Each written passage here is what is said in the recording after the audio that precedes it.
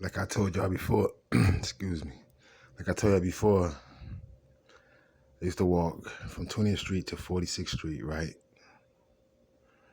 And then, like halfway before I get to my grandmother's house, I would see my sister Corey. I think she was the oldest. Was she the oldest? She was the second oldest. You know, we had the same dad, not the same mom. And she would stop me and she would show me off to her friends. And she would take me to this bakery. And she'd ask me, like, get what you want. And they would have these cakes they have sitting out. I guess, little brother was hungry. So she'll, eat like these two big slices of cake and like the little small barrel juices. And she'd give me a hug and she'll tell me, I love you, little brother. And I tell her, I love you, sister. And I never forget.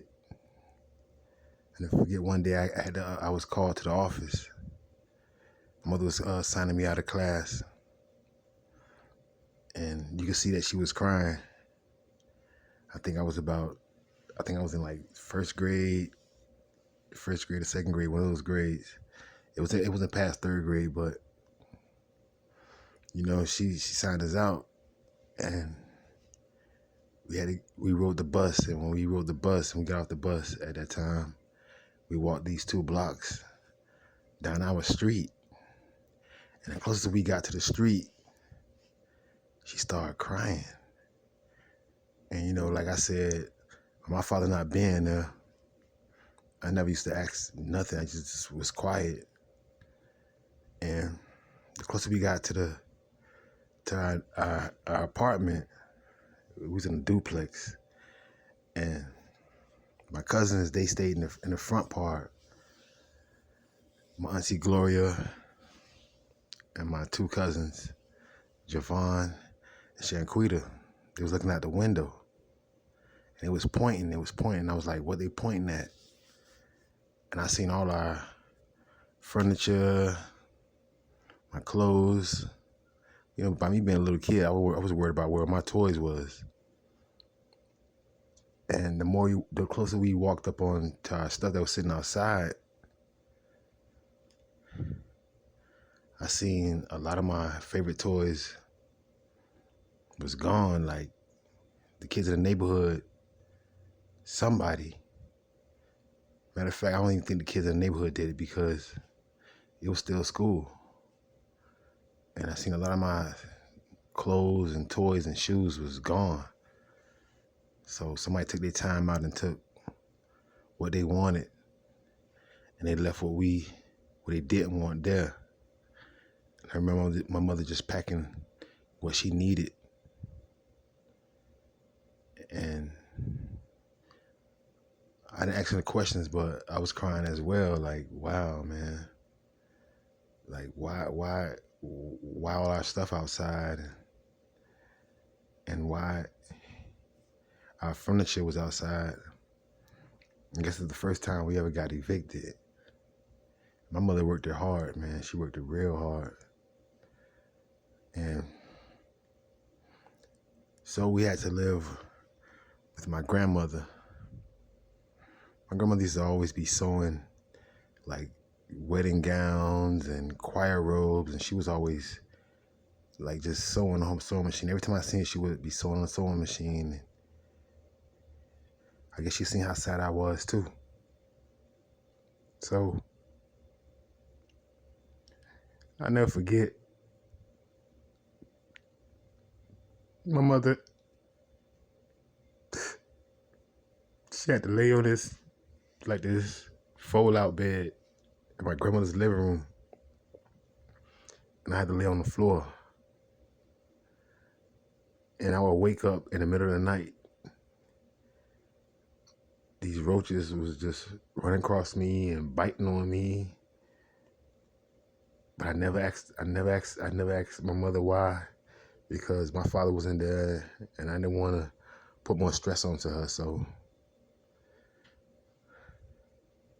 as a little kid, I had to be a man real early. And all I'm saying is, no matter what it was, wearing thrift store clothes to school, and wearing shoes that was a name brand, and I was picked on, picked on a lot. And I didn't complain. And she'd always tell me, make sure you eat all your lunch. You never know how tomorrow gonna be. And my Uncle Sonny used to sit in the back room. He was a welder. And I think he worked at the steel mill. And when he buy these name brand shoes, most of them was Reeboks. I guess Reeboks was in style then, and British Nikes. And he would give them to my mother to give to me. And even though the shoes were like 2 sizes bigger, I was still grateful and happy. I would roll up some socks and put them in front of the shoes, and I'd be happy. I'd go to school and kids would pick and laugh, and you got on these big old shoes, and I didn't care. I didn't care. And like I said, every night I would lay on this floor and I would hear my mother crying. And when I played outside, my cousins, they had all the toys. And then, they would play with me with their toys. And when they leave, I would be just sad. Sometimes my cousins would like give me, some of the toys, and I was grateful for those toys. Some would have the legs broke off, the arms broke off. I would like reinvent my toys. And like I said, I'm trying to get this story together. But I'll never forget that day when I came from school.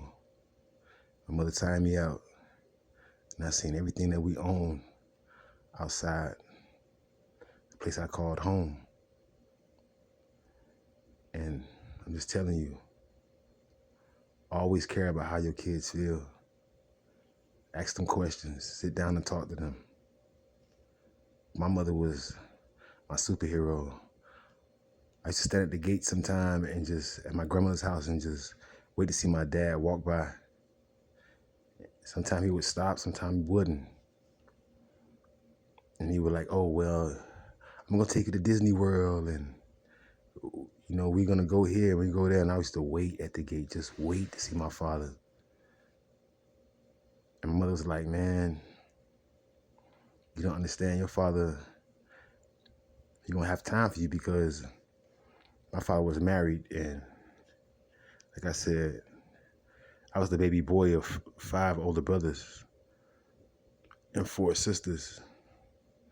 I was right after the last son, but I was right over the knee baby and the baby girl. And I was always the hidden one, I was the one that I met my mother, but I never grew up with my siblings. And I'm just telling you, I'm trying my best to get this story out to you. You never know how your children feel about what's going on.